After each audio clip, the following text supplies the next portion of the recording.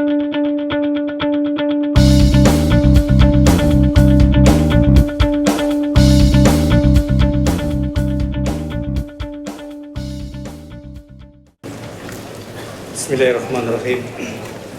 Alhamdulillahil alamin.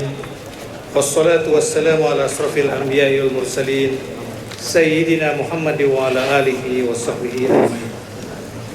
Assalamualaikum warahmatullahi ta'ala wabarakatuh. Salam sejahtera, selamat pagi dan salam satu Malaysia. Bismillah itu permulaan kalam. Dengan nama Allah Khaliqul Alam, berkat Muhammad Sayyidul Al-An'am, memberi rahmat siang dan malam. Awal bismillah saya menyusun di pangkal ucapan memohon ampun jika bahasa tidak tersusun, banyak perkara mahu dihimpun.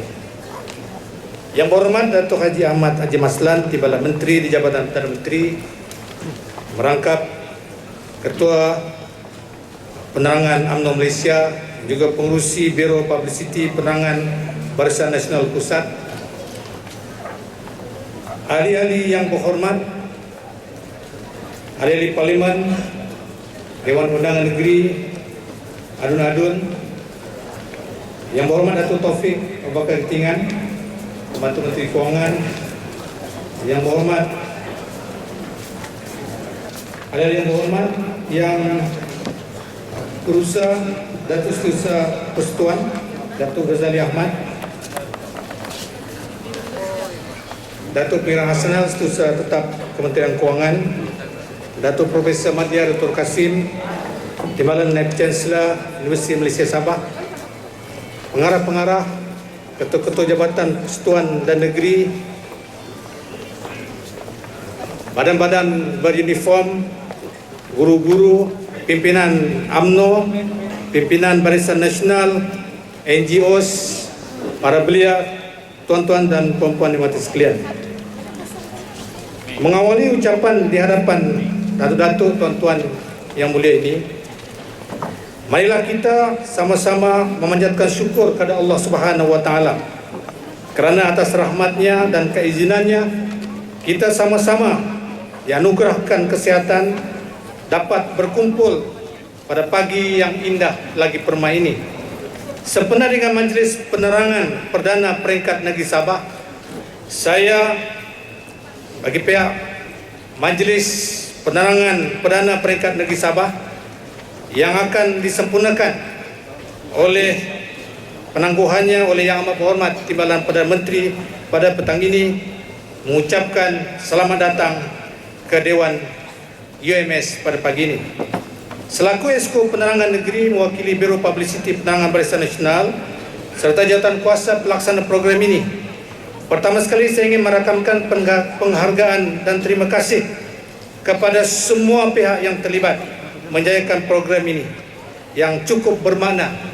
Khasnya Biro Tata Negara yang ditujukan secara khusus selaku sekretariat program ini, serta jawatan kuasa di peringkat jabatan-jabatan persekutuan dan negeri yang menyaksikan secara pribadi penganjuran ini, menyaksikan sambutan begitu menggalakkan. Melihat kehadiran datuk-datuk, tuan-tuan dan puan-puan sekalian memenuhi dewan ini, saya boleh katakan bahawa program ini sememangnya amat berjaya, membawa bersama mesej yang signifikan bagi survival perjuangan untuk membela nasib rakyat secara mapan dan berterusan.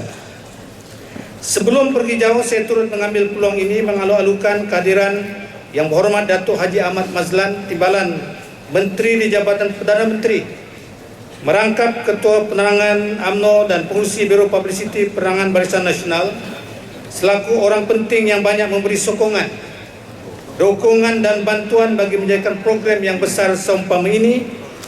Sekalung terima kasih kepada Datuk atas ruang masa dan tenaga bersama-sama kita pada pagi ini. Kita berasa sungguh senang dan gembira dan berbesar hati mengalu-alukan kehadiran Yang Berhormat Datuk ke sini untuk memberikan taklimat mutakhir isu-isu semasa dalam siri jelajah Majlis Penerangan Perdana yang disampaikan ke negeri Sabah pada pagi ini. Selepas memulakan penjelajahan di seluruh negara daripada Kedah bermula September 10, kemudian wilayah Persekutuan, Negeri Sembilan, Melaka, Selangor, Perak, Perlis dan beberapa negeri yang dalam proses penganjuran. Kalau membeli buah-buahan, jangan lupa pisang berangan. Kita hadir menambah pengetahuan jaya bersama program penerangan. Kalau membeli sayur-sayuran, jangan lupa sedaun pakis. Bersama kita menghalusi teguran supaya propaganda mudah ditangkis. Kita juga berasa amat bertuah kerana yang berbahagia Setusa Suruhanjaya SPR Datuk Kamaluddin Muhammad Baria dan Wakil Polis Diraja Malaysia bersetuju hadir menyampaikan taklimat masing-masing pada pagi ini untuk memberikan kita update mengenai perkembangan mutakhir di negara kita. Saya yakin dan percaya 3 taklimat yang akan disampaikan selepas ini adalah suatu yang dinantikan para peserta program ini. Lantaran banyak persoalan yang telah berbangkit yang mencetuskan dilema serta polemik di kebelakangan ini. Sebagai contohnya, berkaitan daftar pemilih, pengundi hantu, isu ISA dan berbagai-bagai isu yang dibangkitkan. Tidak dinafikan bahawa setengah isu itu timbul menjadi sensasi dan kontroversi kerana dipolitikkan oleh golongan picisan yang tidak bertamadun, agas-agas politik yang menangguk di air keruh. Sehinggalah kita dalam kepimpinan kadang-kadang terperangkap dan dalam ketidaktentuan politik caca merba ini. Mereka yang telah muplis idea sememangnya menggunakan perkara-perkara seumpama ini. Menginsafi inilah telah menzahirkan idea penganjuran Majlis Penerangan Perdana yang diadakan secara terbuka dan digerakkan di seluruh negara, merangkumi semua segmen masyarakat, daripada pegawai-pegawai kerajaan, ketua-ketua jabatan, institusi siasah politik, kepimpinan akar umbi, sehingga kepada gerakan pertubuhan NGOs, pertubuhan sukarela, pasukan beruniform, kepimpinan belia, pelajar, persatuan-persatuan kebajikan, persatuan suku kaum, dewan perniagaan, pimpinan masyarakat setempat, tidak terkecuali, dan kehadiran individu secara profesional dan personal, bukan semata-mata terbatas kepada kumpulan atau kelompok tertentu sebagaimana tanggapan pada kelaziman. Sesungguhnya kita berharap Majlis Penerangan Perdana ini memberikan kita semua satu dimensi baru dalam pemikiran tentang realiti di hadapan mata kita, bukan terlena dalam ayunan buai dunia fantasi seperti madah sastrawan negara Datuk Dr. Anwar Rizwan yang mengungkapkan bersama menegakkan taraf kerakyatan, kontrak sosial menjadi ikatan. Diikat kukuhlah, jangan rungkaikan. Maka teguh kukuhkan perkara yang 4, kedudukan Raja-Raja Melayu, menjamin daulat, Islam agama resmi, Melayu bahasa kebangsaan dinobat, hak istimewa Melayu dan bumi putra mendapat tempat. Prihatinlah akan nasib tanah air dan bangsa kita. Hubbul watan minal iman, peganglah ia.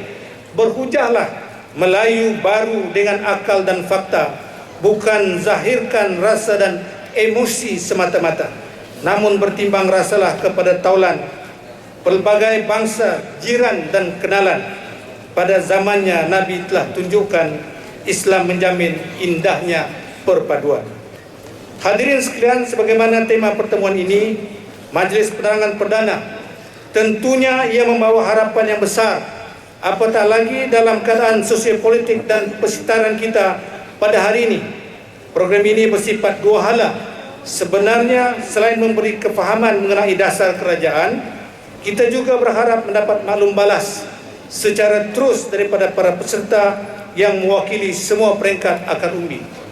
Dalam konteks kita di Sabah, sebenarnya tidak banyak isu yang timbul. Kalau mungkin di Semenanjung soal berkaitan subsidi banyak diungkit, isu pengganas komunis banyak diulas, sistem biometrik banyak dikritik, tetapi kita di negeri ini barangkali debatnya hanya berkisar isu-isu domestik. Begitupun kita tidak memandang remeh tetapi isu yang berbangkit biar sekecil mana sifatnya, seiring slogan mendahulukan rakyat, mengutamakan pencapaian, setiap disuarakan itu tetap diberi perhatian yang sewajarnya.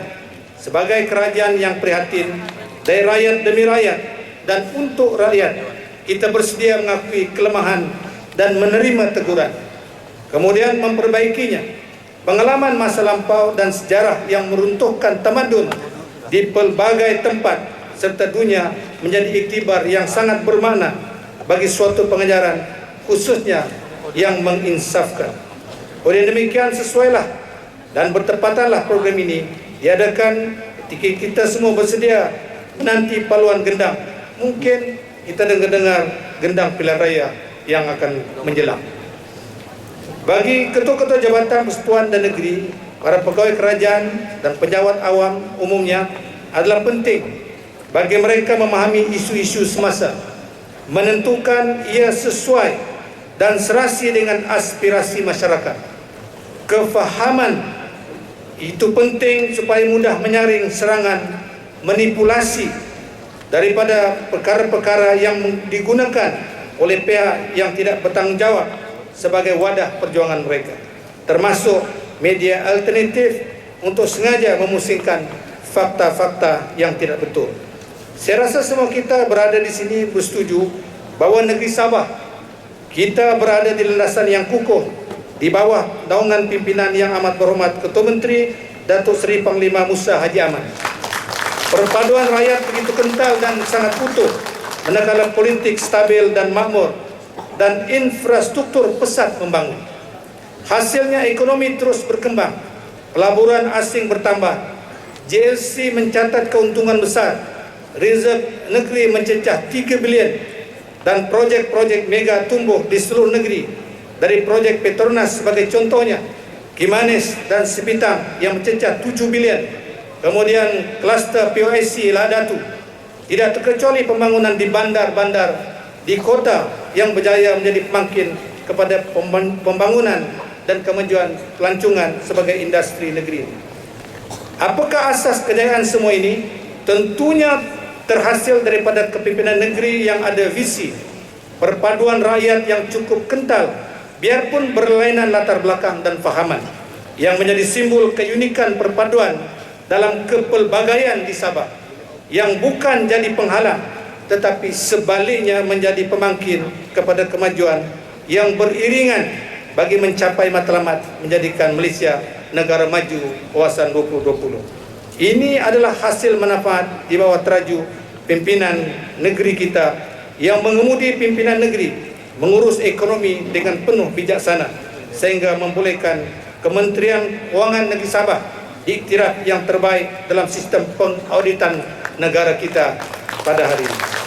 Kita semua berada di dewan ini termasuk kedatangan kerajaan, NGOs dan pimpinan belia serta para pelajar adalah rakan kongsi transformasi pembangunan negeri Sabah. Dari segi politik, Sabah sehingga kini tetap padu ikatannya. Kalaupun suara-suara nyaring dalam kelompok-kelompok kecil, baik sesama keluarga Barisan Nasional, ia sebenarnya adat resam berpolitik, seperti siulan burung yang tidak pernah berhenti berkicau. Isu mereka umpama lagu lama yang didendangkan semula. Walaupun demikian, ia tetap diberi perhatian secara serius dan berkhidmat. Hadirin sekalian, sepanjang pagi ini kita akan mendengar taklimat sebelum sampai ke kemuncak penutupan penangguhan yang akan disempurnakan oleh Yang Amat Berhormat Timbalan Perdana Menteri merangkap Timbalan Presiden Barisan Nasional dan UMNO, yaitu Yang Amat Berhormat Tan Sri Muhyiddin Haji Yassin.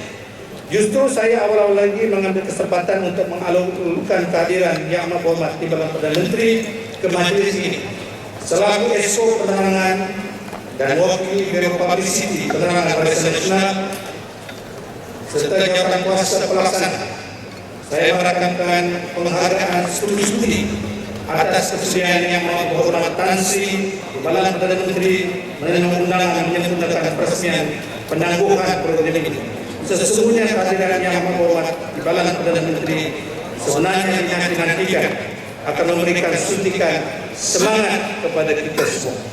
Sekali lagi bagi pihak rakyat negeri Sabah, kami rakamkan ucapan terima kasih yang sebesar-besarnya kepada Yang Amat Berhormat Timbalan Perdana Menteri atas perhatian dan tumpuan yang diberikan. Kami hargai semua ini, tanda betapa negeri Sabah yang sentiasa dekat di hati pimpinan pusat. Mungkin Putrajaya itu jauh dari segi geografi dan lantaran dipisah oleh Laut Cina Selatan. Sebelum mengundur diri, sekali lagi saya rakamkan ucapan terima kasih kepada sekalian yang hadir dalam majlis ini dan juga kepada seluruh jawatan kuasa penganjur yang bersama-sama menganjurkan majlis yang sangat bermakna ini. Terima kasih kepada tuan-tuan, puan-puan yang datang daripada jauh dan dekat, walaupun jam, tetapi semangat yang ditunjukkan akan memberikan satu kekuatan kepada kita di Sabah ini akan terus maju, cemerlang dan gemilang. Sekian, assalamualaikum warahmatullahi taala wabarakatuh.